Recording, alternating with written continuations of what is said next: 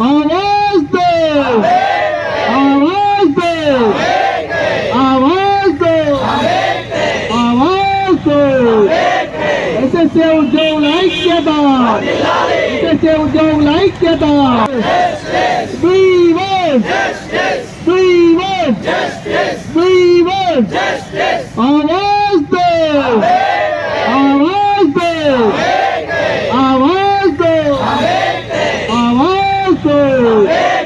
SSA उद्योग ऐक्यता, SSA उद्योग ऐक्यता। మిగతా రాష్ట్రాలలో వారికి ఒక భరోసా లభించింది, వారి ఉద్యోగానికి ఒక భరోసా లభించింది, జీవితానికి ఒక భరోసా లభించింది. సంతోషంగా పనిచేస్తూ ఉన్నారు. ఈ రోజున వీళ్ళు సంతోషంగా పనిచేస్తేనే మన పిల్లలు చదువుకొని భవిష్యత్ తరాలకు ఆదర్శంగా నిలుస్తారు. అట్లాంటి వీళ్ళు ఏడ్చుకుంటూ పాపం వాళ్ళ జీవితాలకే భరోసా లేకుండా ఈ రోజున రోడ్డు పడ్డ పరిస్థితి కనిపిస్తూ ఉంది. మొన్నటికి మొన్న గౌరవనీయులు ఈటల రాజేందర్ గారు అసెంబ్లీలో ప్రశ్నించినప్పుడు విద్యాశాఖ మంత్రి వర్యులు సెటరికల్గా మాట్లాడారు. మరి దానికి అర్థమేంటిదో ఒక్కసారి ఆలోచించాలి. మీరు మహిళగా ఉన్నారు, మరి ఇంతమంది మహిళలు ఈ రోజున రోడ్డున పడి, వాళ్ళ కుటుంబాలు కూడా రోడ్డున పడి పిల్లలతో సహా ఈ రోజున ధర్నాకి కూస్తున్న పరిస్థితి కనిపిస్తూ ఉంది. కేంద్ర ప్రభుత్వం వారు ఇవ్వాల్సిన గ్రాంట్ని మిగతా రాష్ట్రాలతో పాటు ఈ రాష్ట్రంలో ఇస్తున్నప్పుడు మరి రాష్ట్ర ప్రభుత్వం ఎందుకంటే పట్టించుకోవడం లేదు? ఒక విద్యాశాఖ మంత్రిగా మీరేం చేస్తున్నట్టు? మీరు దీనికి ఏం సమాధానం చెప్తారు? ఒక సీనియర్ ఉన్నటువంటి ఈటల రాజేందర్ గారు ఒక మాట మాట్లాడినప్పుడు మరి తెలంగాణ బిడ్డల కోసం వారు పనిచేస్తూ ఉన్నారు, వారి శ్రమ దోపిడీ అవుతుంది, వారికి న్యాయం చేయండి అని మాట్లాడితే మీరు సెటరికల్గా నవ్వుతూ వక్రీకరించి మాట్లాడడం ఏంటండి? ఇప్పటికైనా సమాధానం చెప్పాలి గౌరవనీయులు కేసీఆర్ గారు.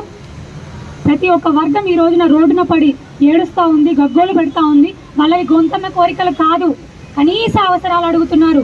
రెగ్యులరైజ్ చేయమంటున్నారు. కనీసం రెగ్యులరైజ్ చేసే వరకైనా బేసిక్ పే స్కేలే కదా వాళ్ళు అడిగేది. వాళ్ళు ఏమైనా గొంతమ్మ కోరికలు కోరుతా ఉన్నారా? మీ అభ్యర్థులకేమో కోట్లు పంచుతూ ఉన్నారంట డిక్లేర్ చేసుకొని.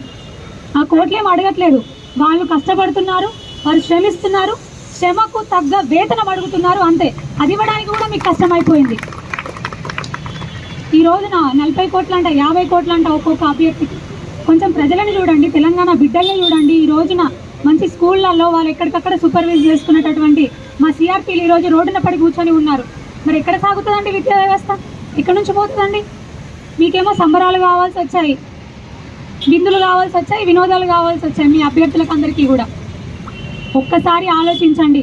ఓటు అనే ఆయుధం ఉంది, ఓటు అనే ఆయుధం ఉంది తెలంగాణ బిడ్డల దగ్గర. ఇప్పుడు ఖచ్చితంగా ఓటు అనే ఆయుధాన్ని వాడతారు.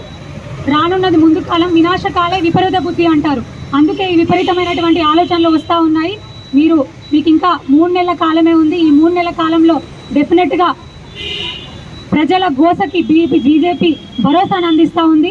మరొక్కసారి బీజేపీ తరఫున డెఫినెట్గా మా సోదరి మనులందరికీ కూడా బీజేపీ పార్టీ అండగా ఉంటుంది. అక్కడ ఈటల రాజేందర్ అన్న గారు చెప్తా ఉన్నారు.